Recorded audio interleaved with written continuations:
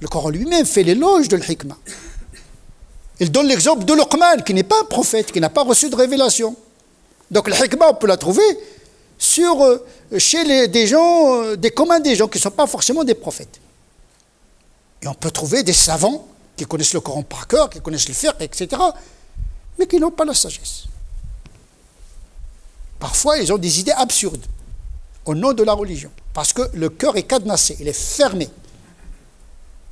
Une reproduction de la pensée à l'infini, c'est toujours la même chose. Au lieu de produire, on reproduit. Alors que le Coran nous offre l'infini.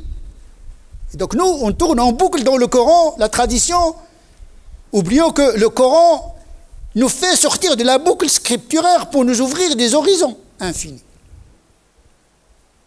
Parce que le savoir de Dieu, il est dans le Coran, il est ailleurs. On ne peut pas limiter toute la vérité de Dieu uniquement dans la Torah, dans l'Évangile, dans les révélations. Il y a d'autres formes de communication divine.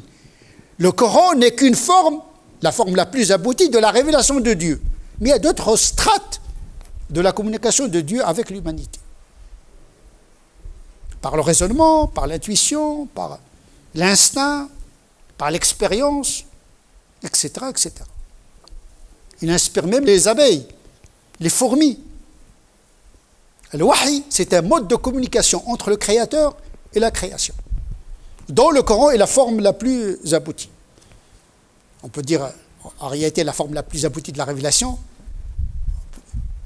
c'est la communication entre Dieu et Moïse, parce que Dieu, il a parlé directement à Moïse, ce qui n'est pas le cas pour notre prophète sallallahu alayhi wa sallam.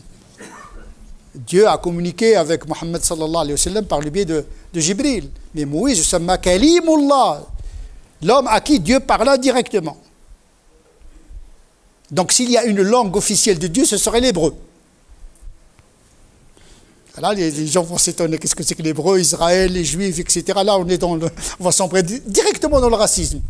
Et on va insulter ainsi tous les prophètes du Coran, dont la plupart sont des juifs, c'est-à-dire des enfants d'Israël. Juifs ici dans le sens ethnique. Il faut faire attention. Il faut sortir de l'idéologie qui ferme l'esprit et qui parfois pousse le musulman à profaniser, pour ne pas dire profaner, le message du Coran. Donc le Coran, il parle des signes de Dieu. Dans le Coran, dans l'âme humaine, l'anfus, et les signes de Dieu dans l'univers et dans les phénomènes de la nature.